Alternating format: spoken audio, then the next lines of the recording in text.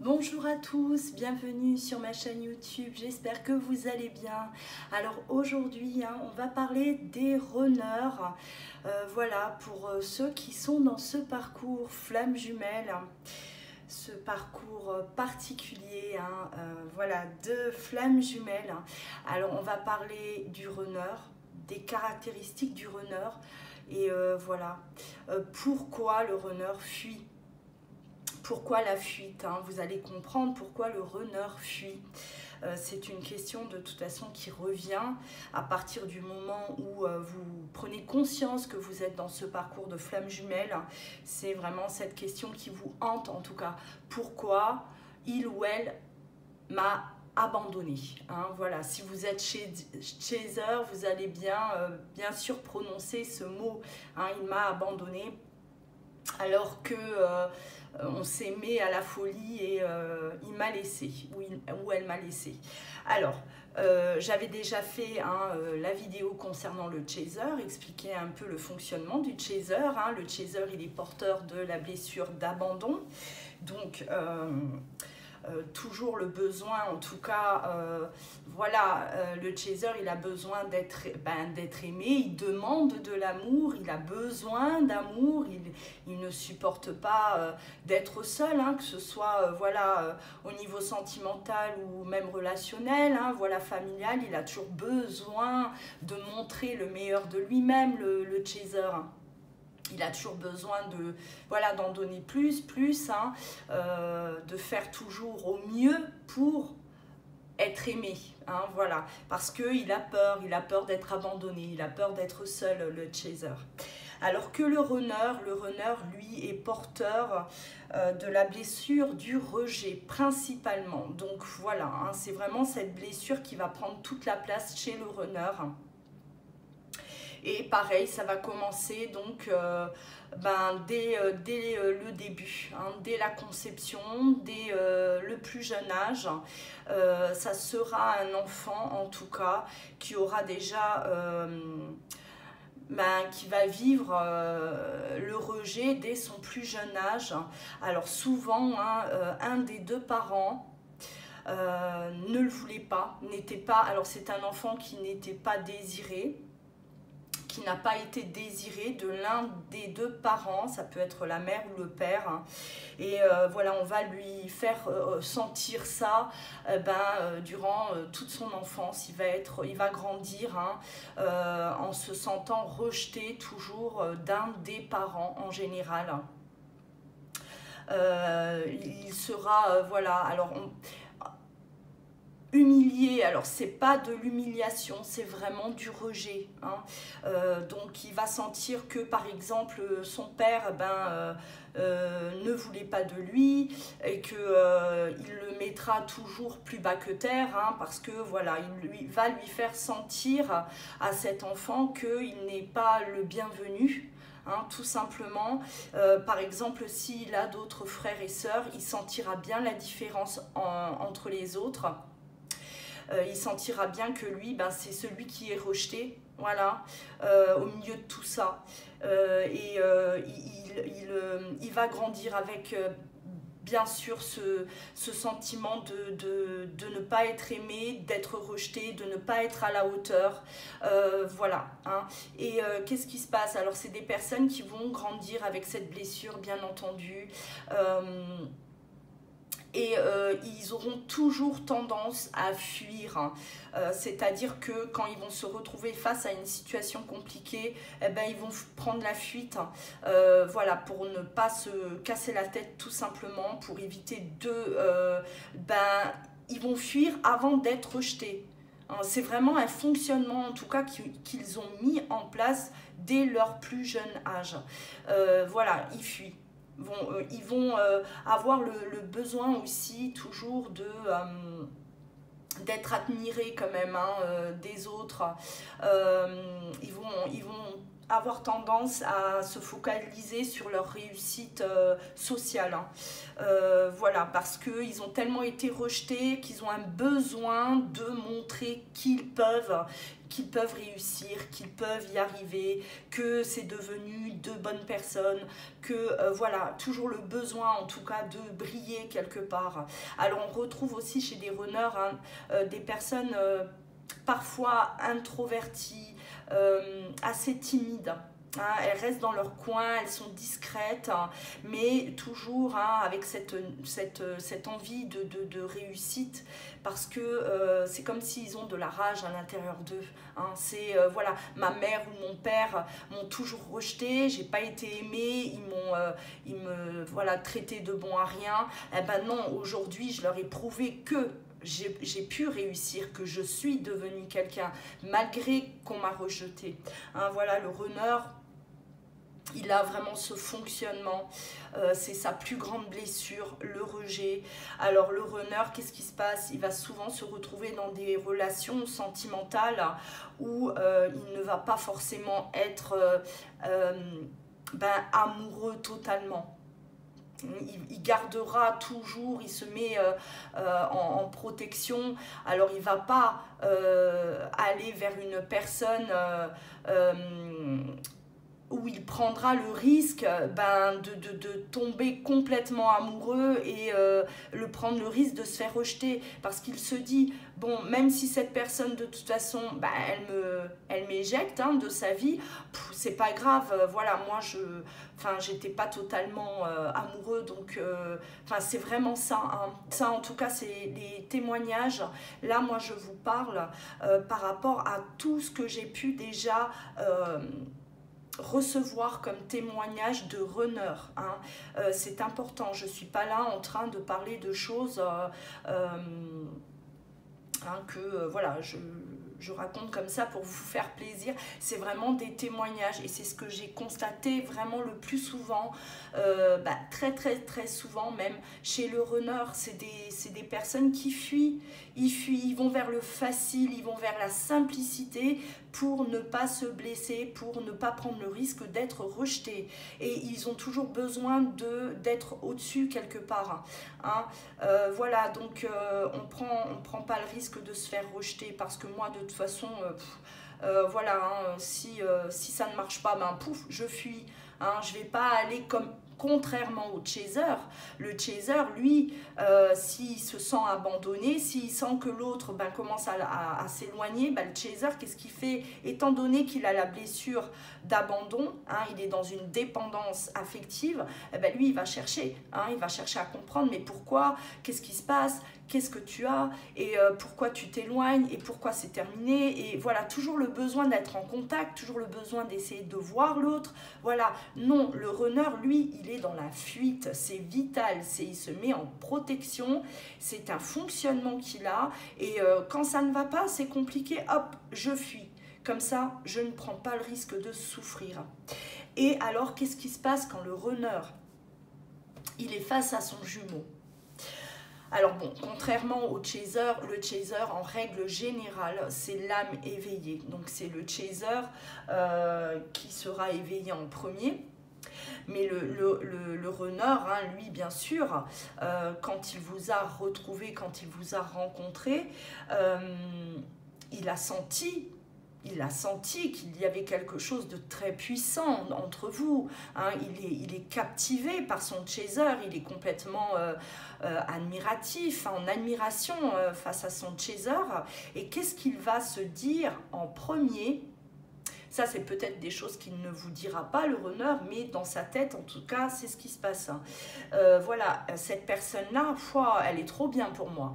Impossible, je ne suis pas assez bien pour elle ou pour lui. Elle est inaccessible, elle ne voudra jamais de moi. Voilà. C'est une personne, pouf, je peux oublier parce qu'elle ne voudra jamais de moi, c'est pas possible. Voilà, déjà là, il est déjà en mode... Enfin voilà, de toute façon, même si je m'avance vers elle, elle va me rejeter, ou il va me rejeter parce que je suis pas assez bien. Hein, voilà, il a déjà en tout cas des idées comme ça qui lui passent par la tête.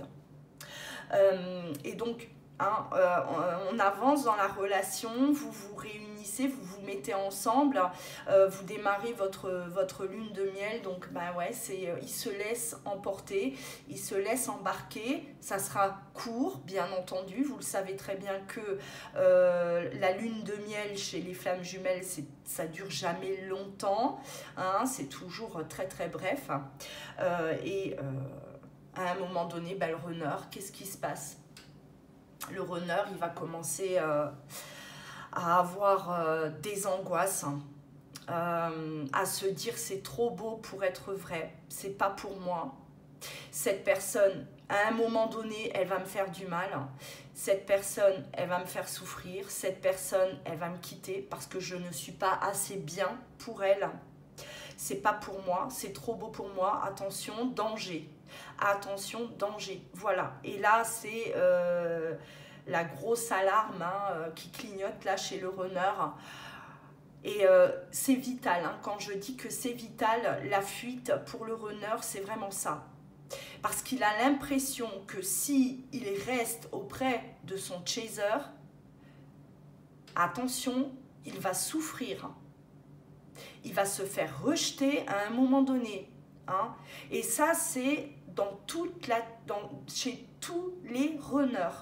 Absolument tout, à 100%. Voilà. En tout cas, tous les runners que j'ai pu accompagner, eh ben, ils m'ont tous dit la même chose. Hein. C'est...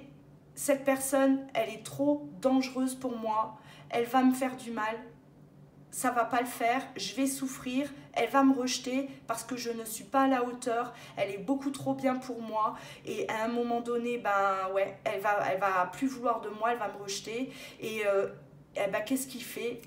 Comme d'habitude, comme il a toujours eu l'habitude de faire dans n'importe quelle situation d'ailleurs, eh ben il fuit.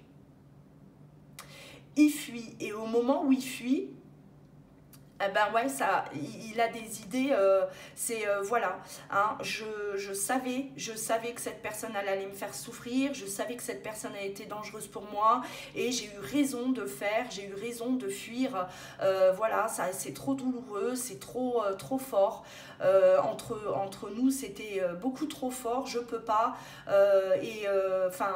j'allais mourir moi dans cette relation. Voilà en tout cas ce que raconte le runner. J'allais mourir, je me sentais mourir, c'est pas possible, c'était trop, beaucoup trop fort. C'est une personne que j'aimais de trop et moi à côté d'elle ou à côté de lui, non, c'est pas possible, je vaux rien quoi. Donc je suis partie. J'ai pris la fuite et heureusement, vous voyez là je suis bien, voilà j'ai pris la fuite, je suis bien maintenant. Et à partir du moment où j'ai quitté cette personne, tout allait bien. Je me suis éloignée du danger. Donc voilà, je suis toujours en vie. Voilà. C'est le runner. Hein. Il voit son chaser comme quelqu'un de potentiellement dangereux.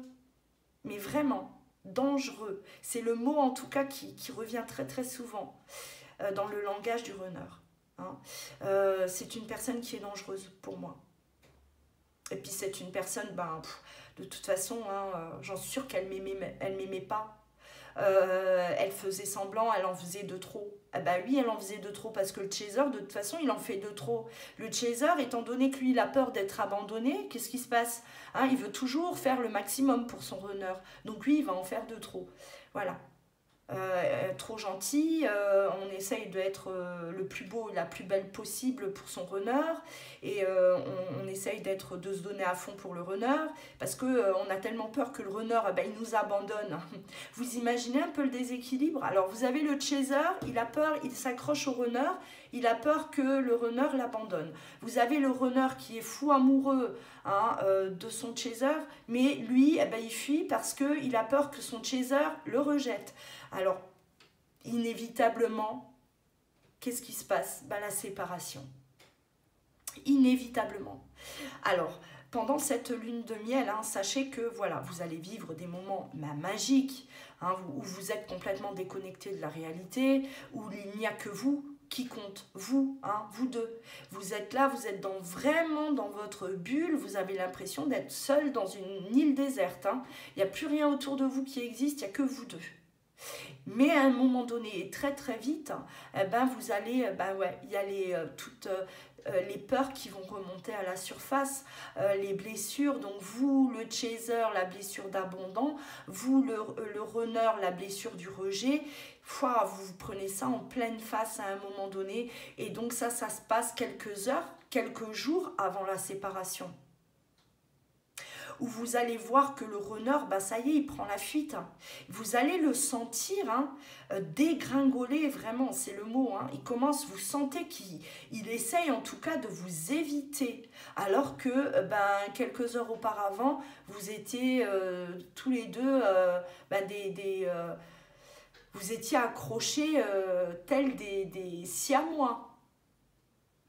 Voilà, vous étiez complètement accrochés l'un à l'autre et tout d'un coup, vous sentez le runner qui commence à vouloir prendre de la distance avec le chaser. Et là, on ne comprend pas. Et le chaser, lui, il se met en alerte parce qu'il se dit « Ouh là là, je vais me sentir, là, je commence à me sentir abandonné par mon runner. » Donc, le chaser, il commence à se coller encore plus au runner, à lui demander qu'est-ce qui se passe, mais pourquoi il est comme ça, qu'est-ce qui lui arrive. Et plus le chaser, il va aller sur son runner et plus vite le runner, il va fuir. D'où la séparation. Alors, comprenez bien que le runner, quand il quitte son chaser, il est en souffrance. Mais, je le disais déjà, je l'ai dit dans une précédente vidéo, le runner, il va se mettre en mode pilotage automatique. C'est-à-dire que oui, il va fuir parce que c'est un fonctionnement qu'il a. Donc, c'est automatique chez lui. Il fuit. Il fuit le danger. Voilà. Il fuit le danger. Mais il va se mettre en mode pilotage automatique par rapport aux sentiments. Parce que les sentiments, ils sont là. Ils vous aiment. Comprenez bien que le runner, quand il quitte sa flamme jumelle, il aime sa flamme jumelle plus que tout. Mais il est dans la fuite parce qu'il sait, pour lui, à ce moment-là, il est persuadé qu'à un moment donné, son jumeau va le rejeter. Il en est convaincu. Et ça, vous ne pourrez pas enlever ça de la tête d'un runner. Vous avez beau essayer de le rassurer à ce moment-là. Vous pouvez lui dire de tout, voilà. Il ne vous entendra pas. Parce que pour lui, c'est comme ça. Et ça sera inévitable. Inévitablement, il court à la catastrophe. Et malgré l'intensité de cet amour, pour lui, non, c'est pas possible, ça sera de courte durée. Pour lui, c'est trop beau pour être vrai. Il n'est pas à la hauteur de ce bonheur, il ne mérite pas ce bonheur. N'oubliez pas que le runner, c'est dès son plus jeune enfance. Il a été rejeté. Ça a été souvent des enfants qui ont été... ils ne se sont pas sentis aimés. Souvent aussi, on retrouve des runners qui ont subi des violences psychologiques, physiques, voire les deux. Donc aimer d'un parent, détester de l'autre, ou parfois même, dans le pire des cas, rejeter des deux parents.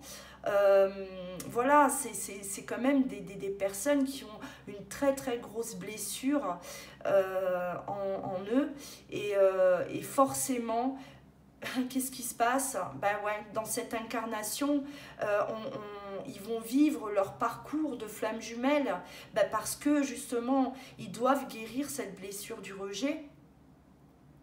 Et la flamme jumelle, sa flamme jumelle arrive dans sa vie pour refaire monter toute cette blessure-là à la surface, pour qu'il se prenne vraiment cette blessure-là en pleine face, pour qu'il puisse justement, le long du parcours, travailler là-dessus, apprendre à se valoriser, sans passer par le matériel, parce que le runner, alors il va toujours chercher la sécurité dans sa vie, alors à avoir un bon confort, avoir un bon métier, une profession qui lui rapporte un certain confort dans sa vie, une certaine notoriété aussi, parce qu'il a besoin de se prouver à lui-même que c'est une bonne personne et qui peut y arriver parce que depuis tout petit, on lui dit que il ne vaut rien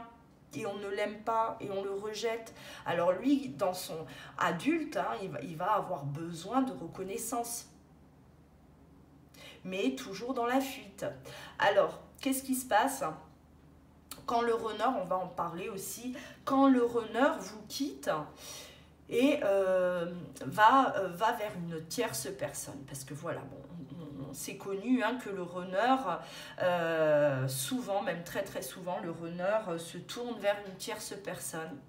Alors, soit il va aller chercher une personne du passé, une personne, voilà, où il sait déjà où il met les pieds, d'accord? Il sait très bien sur quel terrain, là, il met les pieds, donc pas de danger, parce que lui, il va se mettre dans une relation où il ne se sent pas en danger, le runner. C'est-à-dire que, ben, peu de sentiments. Je ne dis pas que, voilà, il n'y a pas de sentiments non plus, mais peu de sentiments. Voilà, il ne faut pas qu'il s'accroche à quelqu'un parce que si jamais ça doit s'arrêter, eh ben, lui, voilà, il ne souffre pas. Et puis, il ira toujours, il va se diriger vers une personne qui justement a peur de le perdre. Une personne qui sera dans une dépendance affective, qui va s'accrocher à lui, et lui, il est en sécurité. Il se dit, ouh, cette personne, elle m'aime tellement que de toute façon, elle ne me quittera pas. Voilà. Et ça s'arrête là. Il va se contenter de ça. Il se contente de la facilité. Hein. Voilà. Il ne faut pas qu'il y ait de danger. Il ne faut pas qu'il se sente en danger, le runner. Absolument pas. Et avec son chaser, il s'est senti en danger. Et c'est pour ça qu'il a fui. Donc, c'est important hein, que vous puissiez visualiser la vidéo du chaser et la vidéo du runner. Voilà, pour que vous puissiez vous retrouver aussi. Dans quoi vous vous reconnaissez? En chaser ou runner hein? Alors, à savoir quand même que c'est le runner qui fuit, c'est le runner qui quitte son chaser. Hein? On ne verra jamais... Excusez-moi, on ne verra jamais un chaser, alors rarement en tout cas, un chaser quitter son runner. Enfin, pour moi, c'est pas possible. Parce que le chaser, il ne peut pas quitter alors que lui, il a peur d'être abandonné. Donc, c'est tout simplement impossible. Hein. Ce n'est pas le chaser qui va prendre les devants. Hop, moi, je te quitte parce qu'il y a ça qui ne va pas. Le chaser, il ne va pas quitter son runner parce qu'il a peur d'être abandonné, donc il fuit. Le chaser ne fuit jamais. Au contraire, le chaser, c'est celui qui s'accroche, c'est celui qui s'agrippe, c'est celui qui court derrière. C'est pour ça qu'on l'appelle le chaser. Hein, il court derrière le runner. Alors que le runner, lui, il fuit. Il part très très loin du chaser.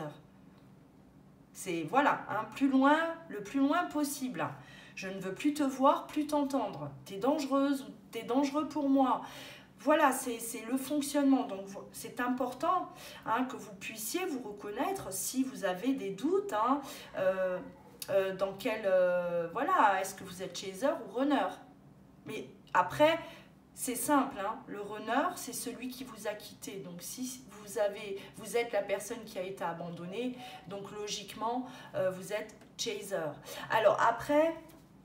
Il y a aussi une chose, hein, bon, je ne vais pas débattre là-dessus parce que sinon, voilà, je vais en parler longuement. Alors, vous allez sur YouTube et c'est vrai que les avis sont partagés. On va parler du chaser qui a la polarité yin et le runner la polarité yang. Et d'autres vous diront que le chaser il a la polarité yang et le runner polarité yin. Alors, j'ai envie de vous dire, peu importe. Peu importe. Hein. Il ne faut pas aller voilà, s'embrouiller là avec polarité féminine, masculine. Hein, ça porte à confusion. Tout ça, le principal à retenir, vraiment, le principal à retenir, c'est quelle est votre blessure. Est-ce que vous avez la blessure d'abandon en premier ou la blessure de rejet en premier? Voilà. Il faut se référer à ça. Le rejet, vous êtes runner. Abandon, vous êtes chaser. Hein. Alors, quand je parle de blessures, on est tous porteurs de 5 blessures, hein, bien sûr.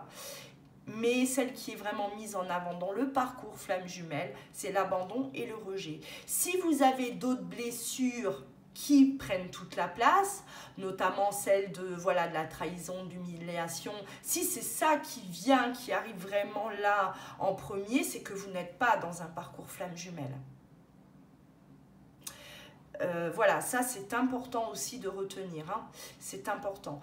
Elle viendra après, hein, bien sûr. Alors souvent le chaser, il est porteur de la blessure d'abandon, donc en premier, et celle qui vient juste après, c'est la blessure de trahison. Hein, souvent, hein, très souvent, le runner aussi d'ailleurs. Il a la blessure du rejet, donc en premier, celle qui prend toute la place, et ensuite on a la blessure de trahison, d'humiliation. Voilà, souvent elle arrive en deuxième position, hein, cette blessure, très très souvent même. Mais toujours en premier, abandon ou rejet. Hein, ça, c'est ce qu'il faut retenir. Voilà en tout cas pour le runner, hein, pour savoir reconnaître le fonctionnement, comprendre le fonctionnement du runner. Le runner, alors, ne pas oublier que c'est quelqu'un qui, lors de la fuite, il va être en colère parfois vis-à-vis de son chaser parce qu'il s'est tellement persuadé que son chaser allait lui faire du mal, que son chaser était dangereux pour lui, qu'il a de la colère, parce que même si le chaser il ne lui a absolument rien fait, parce que le chaser ne lui a rien fait, lui il s'imagine tellement de choses, il est tellement dans son voilà, dans cette peur en tout cas d'être rejeté, qu'il va se persuader que son chaser, tout compte fait, c'est une mauvaise personne pour lui, qu'il va être en colère parce qu'il aura la souffrance, hein, de la séparation. Il a mal, hein, n'oubliez pas que le runner, il quitte pas comme ça son chaser, c'est un plaisir pour lui. Hein. Ça, il faut oublier, c'est pas un plaisir du tout. Hein. Lui, il prend la fuite, il a peur, mais il quitte quand même quelqu'un qu'il aime très très fort. Donc, et il va avoir de la colère, hein. Ça vous avez pu le constater si vous êtes chaser, qu'il a eu de la colère envers vous, alors que, et vous êtes là, vous les chasers, à vous demander mais qu'est-ce que je lui ai fait, qu'est-ce que j'ai bien pu lui faire, j'ai dû lui faire quelque chose parce que sinon il n'aurait pas réagi comme ça avec moi. Et puis on cherche à comprendre qu'est-ce qu'il nous a fait en vain, parce que vous n'avez rien fait. Vous n'avez absolument rien fait, ça, soyez tranquille. Hein, même si le runner éprouve de la colère envers vous, vous le ressentez, vous l'avez entendu, hein, de la manière où il vous a peut-être parlé, et vous êtes là à vous demander, mais qu'est-ce que je lui ai fait ? Alors que vous ne lui avez absolument rien fait. C'est lui, c'est le runner, hein, qui il s'est imaginé tellement de choses et souvent hein, le runner alors il va aller se réconforter auprès d'autres personnes en essayant il se réconforte. Il va se réconforter. Ouais, t'as vu, je l'ai quitté parce que t'as vu, hein, je pense que c'est pas une bonne personne. Et puis, il suffit qu'il tombe sur quelqu'un en face de lui qui va lui dire, ah, t'as vu, je t'avais dit, il fallait faire attention. Et puis, cette personne, elle est comme ça, puis elle est comme ça. Voilà, hein, le runner, en plus, il a tendance à trouver les personnes qui lui conviennent à ce moment-là. Hein. Voilà, elles vont venir le réconforter dans ce que lui s'est imaginé. Voilà. Hein. Alors, il fuit, vous allez rentrer dans cette phase de séparation. Hein, voilà, on est séparés, ça y est, la séparation est tombée. Alors, phase de préparation pour moi, hein, voilà, c'est vous rentrez là, voilà, dans cette phase qui est longue de préparation. La préparation à vous retrouver, à vous réunir. On se prépare pour pouvoir se réunir. Alors, encore une fois, je l'ai certainement dit, hein, déjà à plusieurs reprises, les flammes jumelles, c'est mon avis. Alors, c'est mon avis à moi et à d'autres collègues, également thérapeutes, médiums. les flammes jumelles se sont retrouvées dans cette incarnation, c'est pour se réunir. Je ne vois pas l'intérêt, en tout cas, et je ne comprendrai absolument pas, enfin le but, de vous mettre sur votre chemin de vie là, hein, de vous réunir dans cette incarnation. Hein, vous allez vivre votre lune de miel, vous allez tout simplement avoir des échanges, hein, parce que pas toutes les flammes jumelles vivent cette lune de miel. Hein. Il y a des flammes jumelles, voilà, qui vont avoir des contacts, s'apercevoir des contacts, hein, où c'est très fort, où il n'y a encore rien eu de physique, en tout cas pas d'échange physique intime. Mais elles sont bel et bien dans un parcours flamme jumelle aussi. Hein.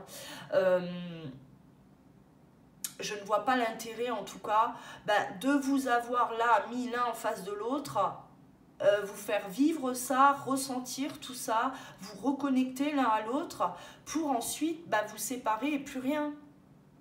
Plus rien. Oui, vous allez travailler sur vous parce que cette rencontre, de toute façon, a bouleversé votre vie. Sachez que quand on retrouve son jumeau, votre vie, elle ne sera plus jamais la même. Ça bouleverse, c'est bouleversant. Et je ne vois pas l'intérêt, en tout cas, de vous faire vivre ça pour ne pas vous réunir. Hein. Donc faites bien attention aussi à ce qui peut être dit. Ah, toutes les flammes jumelles ne se réunissent pas, non, ça sera dans une prochaine vie. Alors ça, sincèrement, j'ai du mal à entendre. J'ai du mal à cautionner ce genre de discours parce que oui, le parcours flamme jumelle, il est long. Il est même très très long pour certains, ça on parle d'années, d'accord, hein, mais la réunion, alors moi, oui, j'ai des réunions, j'ai accompagné des flammes jumelles jusqu'à la réunion, hein, et voilà, je ne vais pas vous énumérer toutes les flammes jumelles que j'ai vues en tout cas se réunir, mais oui, bien sûr. Par contre, bien sûr que c'est un parcours qui est long. Ne vous attendez pas à vous réunir à votre flamme jumelle alors que vous l'avez connue il y a à peine qu'un an. Hein? Il va falloir encore du temps. Et ça, je vais aussi faire, je ferai également une vidéo en parlant des parcours courts et des parcours longs de flammes jumelles. Parce que là, hein, depuis quelques années, on est face à des parcours plus courts de flammes jumelles, mais ça reste quand même long. Voilà, c'est quand je parle de parcours court, on ne parle plus de 10, 20, 30, 40 ans.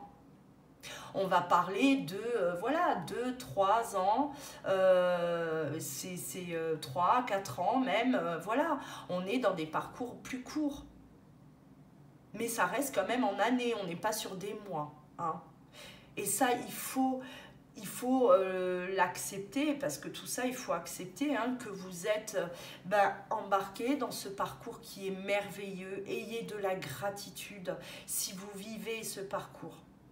Soyez reconnaissants parce que il est difficile, il est douloureux, certes, mais c'est une chance inouïe parce que voilà, ça va vous permettre en tout cas de vous élever, hein, de vous éveiller et de grandir, de faire grandir votre âme, de guérir votre âme.